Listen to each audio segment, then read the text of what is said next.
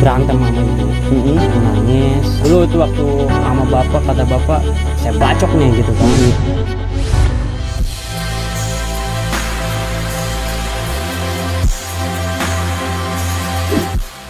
Assalamualaikum warahmatullahi wabarakatuh. Kembali lagi di channel Altamis Barokah. Kali ini saya sudah bersama dengan teman saya nih kawan-kawan. Ada cerita nih kawan-kawan tentang kehidupannya dari masa lalu sampai titik yang sekarang. Nah, ini teman saya, perkenalkan dulu aja, bro. Namanya? Iya, bismillahirrahmanirrahim. Assalamualaikum warahmatullahi wabarakatuh. Perkenalkan, nama saya Muhammad Iqbal Ayatullah.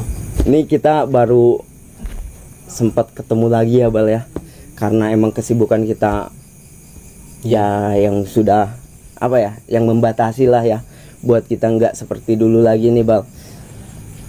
Oke Bal, ini saya akan menanyakan cerita-cerita tentang lu bisa ada di titik seperti ini sekarang Bal. Kalau misalkan lu berkenan nih Bal, lu bisa berbagi buat gua, buat teman-teman gua nih, buat penonton-penonton gua nih ya. Gimana sih prosesnya? Kan pasti ada prosesnya ya Bal ya. Prosesnya gak mungkin tiba-tiba langsung lu kayak gini kan. Pasti ada prosesnya kan Bal. Nah, gua pengen tahu nih Bal, dari lu awalnya lu apa ya, berhubungan dengan hal-hal negatif, sampai lu berpikir lu harus berubah, dan sampai saat ini lu tetap berkomitmen buat terus hijrah ya Bal ya. Oke Bal, ini ada pertanyaan-pertanyaan dari gua Bal. Awal mulanya Iqbal bisa terjerumus dalam ya pergaulan yang salah Bal. Oke, coba Bal ceritain ke penonton-penonton kita Bal. Ya mungkin saya akan bercerita dari awal mula ya. Iya. Pertama itu mungkin saya cerita dulu datangnya ke sini ya.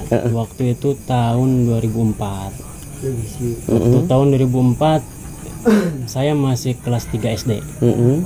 Terus waktu kelas 3 saya pindah tuh ke SD Perintis. Pindah. Oke, dari Cibatok Bal ya, pindahan ke SD Perintis ya. Itu kelas 3. Terus saya sekolah. Itu pertama di sini mungkin tingkah laku itu masih baik ya. Kelas 3 lah.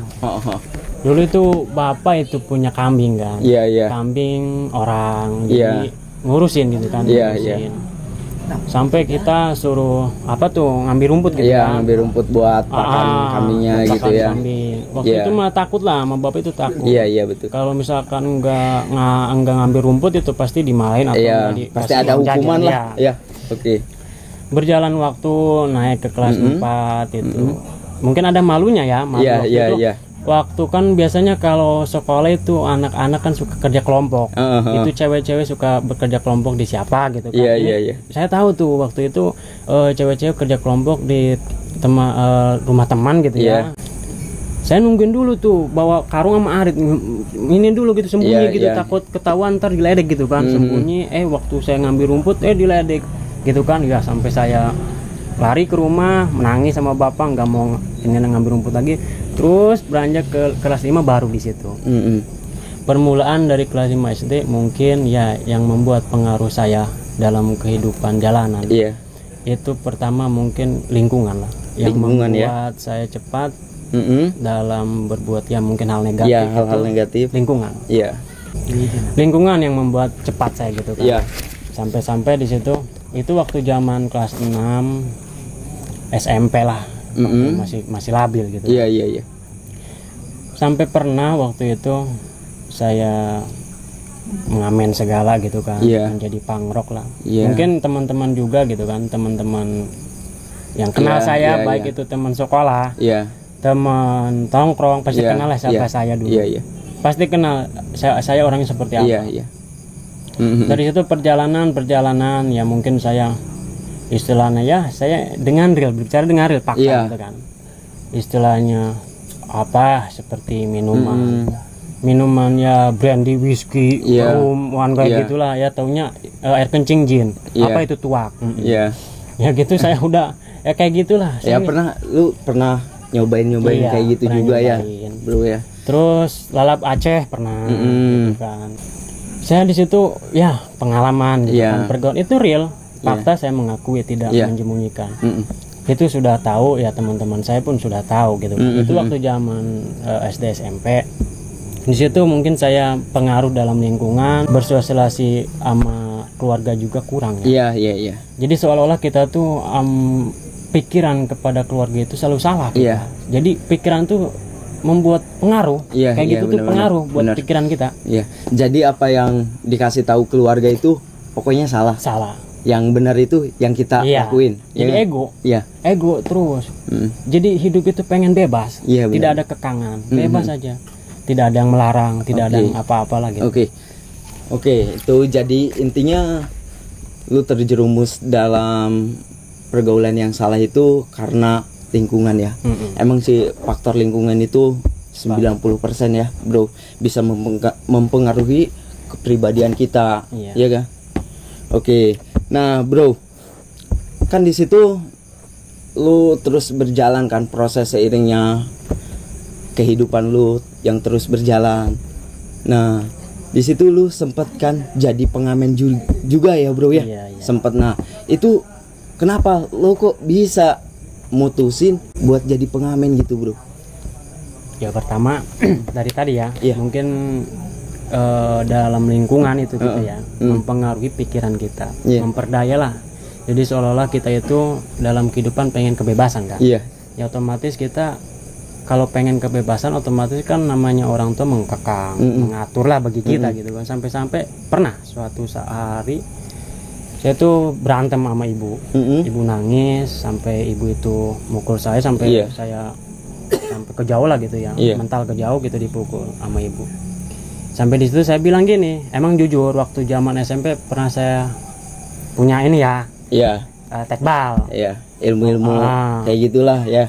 Dulu itu waktu sama bapak, kata bapak saya bacok nih gitu kan. Itu apa golok udah nggak diserangkan gitu. Udah gitu nih bacok nih, kalau mempan mau dibacok. Iya. Udah ada buah. Tapi gak mempan gitu. Lari langsung kaget. Lari ke kecamatan. Iya. Diem di sini, sendal juga dipegang. Iya. Takut gitu, waduh, Iya. mati nih saya mati kayaknya. Waduh, pasti digorok nih mati. Iya. Bawa ke kecamatan, bawa bambu, ada pakuan. Udah mati nih, mati. Kata bapak, pulang, minta maaf ibu. Iya. Enggak, pulang. Udah saya minta maaf, ibu nangis, ya gitulah pokoknya. Tetep, Iya. saya anggapannya bisa sepele gitu. Iya. Sepele aja lah. Iya. Belum ada pikiran apa-apa. Iya. Terus di situ lanjut merasa di rumah itu istilahnya terkekang lah. Mm-mm. Ya disitulah punya gitar ya, main Oke. gitar ukulele. Dulu pernah jadi pangrok pengamen di Caringin Dermaga, Mm-mm. di Dermaga Caringin. Nah, itu lu ada yang ngajak apa lu terinspirasi ngelihat orang-orang nih di jalanan? Apa karena ada ya ujukan-ujukan gitu? Ya Kayak intinya, gimana? ya intinya itu keinginan sendiri. Oh, Jadi jadi ingin- karena ngelihat orang kayak gitu ya. Jadi ingin kebebasan. Iya, Jadi iya. istilahnya satu pengen Mencari jati ya, diri ya, mencari bro ya. pengalaman. Heeh. Yang kedua pengen kebebasan gitu. Iya. Di situ mulai ngamen, Mm-mm. ngamen di Dermaga Caringin tuh. Iya. Dermaga Caringin waktu itu. Saya ngamen pulang sore, Iya. pulang sore gitu kan. Itu kalau ngamen itu sih bilang uang banyak, Iya. dapat banyak uang. Kadang paling kecil itu dapat 100.000 Itu lu ngamen itu sendiri apa ada teman lagi? sendiri. Bro? Waktu itu sendiri. Mm-mm. Waktu itu sendiri, berjalan waktu ngajakin teman. Temannya itu sama si apa tuh si Iya. sama si Iya. kalau nggak salah. Iya. Itu yang lucunya ya, ini cerita dikit lah lucu. Iya. Itu sama Jan ceritanya mau beli rokok Mm-mm. gitu ya, mau beli rokok. Gitar dikasih uang 2.000. Bangga dia, Iya. kasih duit 2.000 lu Iya, ngamen iya, tuh iya. dapat gitu. Ada share lucu Iya. lah gitu lah. Terus lu ada gak temen yang di luar kampung gitu, bro? Nah, maksud gua dari lu dapat dari lingkungan yang lu terjun dari ngamen itu, bro. Nah, lu ada kelompok apa gimana gitu bro? Ada, waktu itu ada. Cuman lupa lagi ya namanya. Kalau ingat sih itu waktu itu Bang Mikmek namanya. Bang Mikmek pang gitu, pang juga petinggi lah gitu. Kalau nggak salah orang Kampung Rambutan, kalau nggak salah. Udah lupa lah. Itu ada ketua ya. Kalau mau ngamen itu harus bilang sama 2 orang itu yang pegang itu. Namanya siapa lah, lupa lah. Saya juga waktu pertama ngamen ada yang kasih tahu tuh, kalau mau ngamen sini bilang dulu minta izin gitu sama abang itu. Minta izin. Bang mau ngamen ya silahkan, yang penting jangan onar gitu. Jangan onar, bila mana ada pintaan uang gitu ya buat ini gitu kan, kebersamaan, kasih aja gitu. Jadi jangan dipersulit gitu. Tapi lu nggak sistem store kan? Sama mereka enggak. Oke, itu cerita lu dari ngamen ya bro ya. Ya singkatnya aja lah. Ya mungkin kalau misalkan diceritain semua bro, nggak cukup waktu 1 hari kali bro ya buat nyeritain semuanya ya. Ya mungkin itu intinya aja ya bro ya. Nah bro, lu kan udah beres tuh jadi pengamen ya bro ya. Itu kurang lebih berapa tahun sih prosesnya itu? Enggak lama sih. Enggak lama ya. Hitungannya bulanan lah. Bulanan ya. Berapa bulan nah iya. Nah itu kan lu berjalan selama beberapa bulan itu kan bro ya. Lu kenapa nih bro ada pikiran buat lu harus tinggalin nih dunia ini nih? Nah itu apa lu dapat hidayah karena ngelihat orang lain? Apa karena lu dapat hidayah karena dikasih tahu sama orang lain? Apa karena dapat hidayah karena karena kecelakaan, apa karena penyakit? Coba bro. Jadi pertama mungkin dari ngamen dulu ya. Itu beresnya kelar tuh ngamen saya biasa masih nongkrong. Emang sih waktu nongkrong juga saya pernah belajar hidup benar gitu kan. Istilahnya sholat diatur, istilahnya teratur lah. Ngaji gitu kan. Mungkin lingkungan ya. Ya mungkin masih berlingkungan seperti itu. Jadi kita masih terbawa. Jadi down aja lah gitu. Jadi ini lagi naik jatuh, turun lah. Tuh berjalan kan saya pernah kerja. Kerja itu waktu itu sama di Depok. Terus kerja tuh terakhir sama juga. Pernah sih emang sedikit cerita, pernah kerja waktu itu ke Ciguha. Ke Ciguha itu apa sih tambang emas ya bro. Di situ kan ceritanya sakit tuh ya. Badan tuh nggak enak. Belum dapat sekarung-karung acan kan. Pengen pulang, minjem itu juga uang. Minjem ceritanya uang 10.000, punya di kantong 6.000. Kata saya kalau ke Ciguha itu melewati 2 gunung, pasti waktu posisi pokoknya itu jauh gitu ya. Waktu kalau nggak salah jam 5 sore, otomatis kan kemalaman. Ya itu prosesnya pokoknya panjang gitu bro ya perjalanan. Nah di situ saya naik angkot itu ya di situ di dalam. Kan kata orang ongkosnya mahal itu, hampir 50.000. Sedangkan punya uang 10.000. Turun di mana tuh nggak tahu, udah takut mahal gitu kan. Turun di waktu itu kasih uang 10.000, kata deh kurang. Padahal itu orang banyak uang gitu. Di dalam itu banyak uang lah. Malah ke apa bilangnya? Pada ketawa gitu. Ada yang bilang udah nih sama aku apa gimana gitu. Malah ketawa. Langsung tersentuh gitu kan. Oh masya Allah. Jadi dunia ini membuat buta orang. Jadi seolah-olah dunia itu terkadang membuat buta gitu kan. Kata dia udahlah Cina. Ya udah, kalau nggak ada mah berjalan. Jalan lagi. Ini uang ada 6.000, sedangkan jauh lagi nih ke rumah. Situ udah sedih gitu kan. Nyetop tuh mobil, nggak ada penumpang, sendiri. Aduh, menerima apa enggak nih gitu kan. Turun di kecamatan dikasih 5.000. Kurang, nggak ada pak. Ada juga sih, udah nggak apa-apa cina. Saya bilang jadi 6.000, alhamdulillah. Pulang ke rumah nangis ke bapak. Kata bapak juga, ya udah tau lah pasti istilahnya bakal gini. Jadi hidup kita melawan ke orang tua yang dirasa apa, tidak ada barokah. Jadi capek yang ada hasil nggak ada. Nggak ada barokah, itu dosa ke orang tua waktu itu. Nah, berjalan waktu kerja di jembatan besi. Disitulah syariat pertama tuh awal mula. Bapak ada kenalan orang Tangerang. Jadi itu mungkin dalam segi materi itu orang berada lah. Dia kerja dari departemen kesehatan bapaknya. Istrinya polwan. Istilah orang berada lah. Orang. Jadi yang saya takjubkan, yang saya hebatkan, jadi ada pemulung ceritanya. Iya. Lagi mulung, nemu kardus. Iya. Nggak taunya di dalam kardus itu ada bayi. Cuman ada kekurangan. Apa kekurangannya? Kepalanya gede. Dibawa ke Polsek Tangerang. Itu ada ibu itu. Kata pemulung ini, saya menemukan ini nih bayi. Saya mau masrahkan gitu. Tapi posisinya bayi itu masih hidup. Masih hidup. Keadaannya.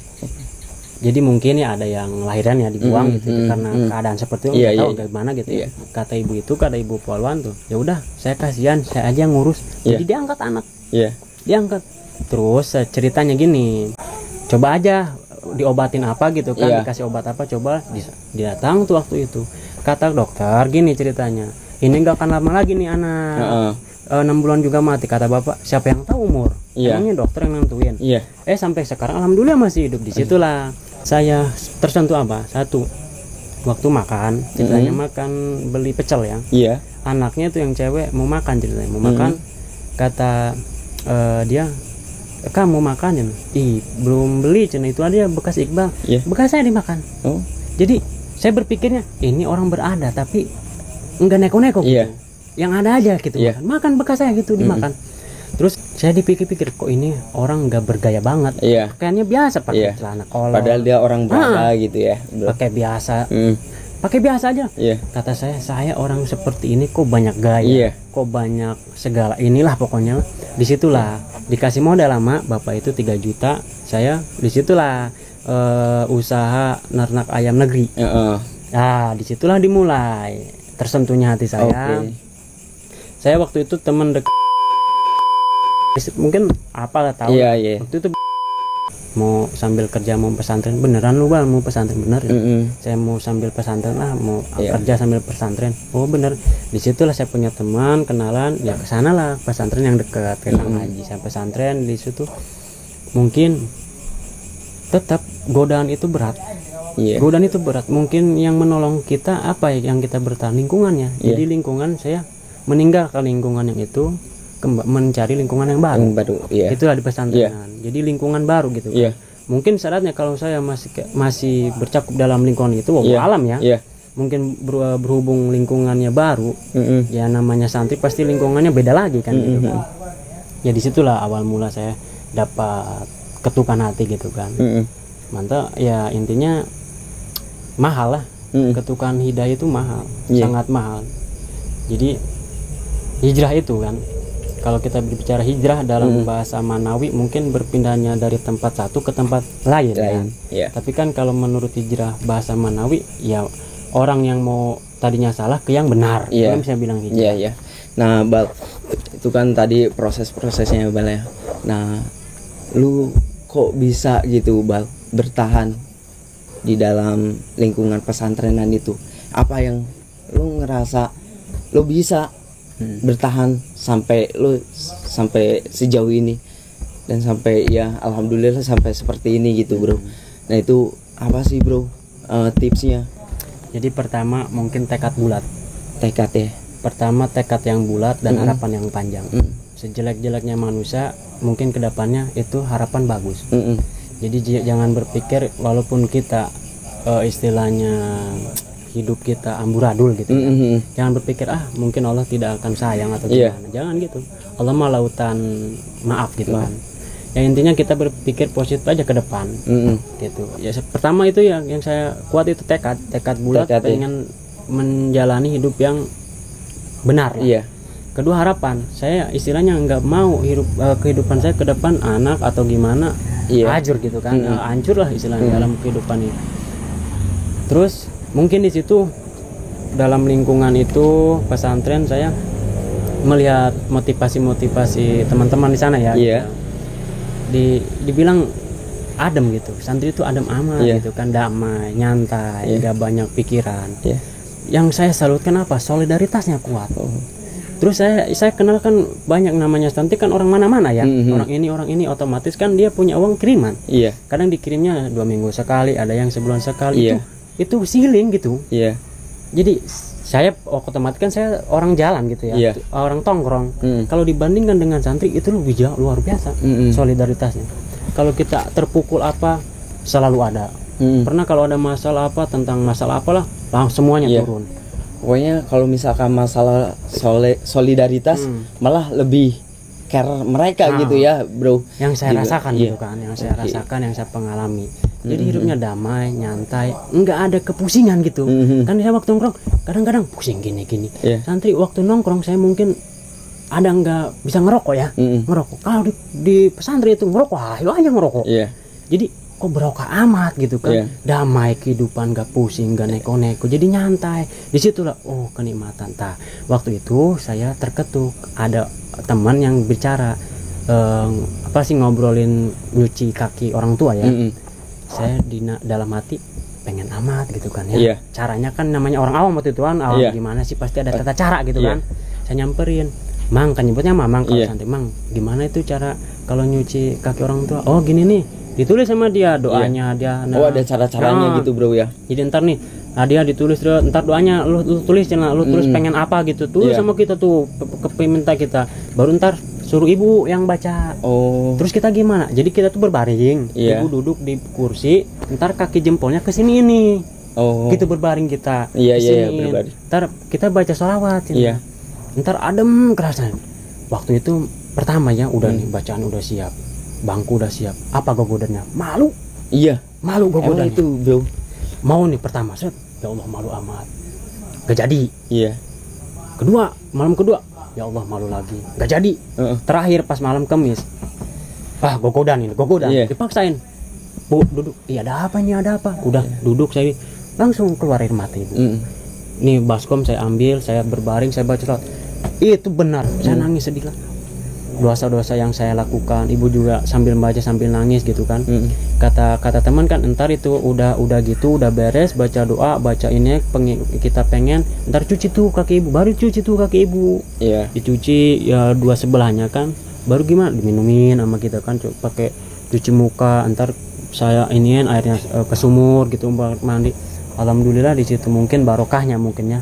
Disitulah saya ketemu, mungkin itulah dukungan. Kan ada bahasa dua orang tua itu seperti doa para nabi kepada umatnya. Pada ya dijabah gitu kan.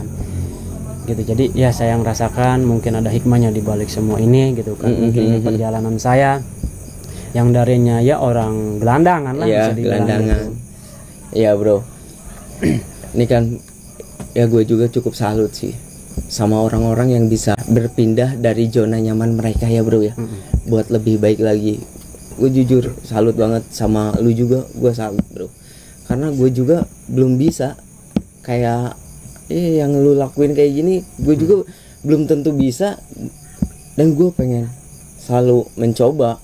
Ya mudah-mudahan teman-teman buat penonton gue juga ya bro ya mereka bisa gitu dapat cerita dari lu nih, mereka juga punya nih rasa yakin, dia juga bisa, masa sih gue nggak bisa, ya kan.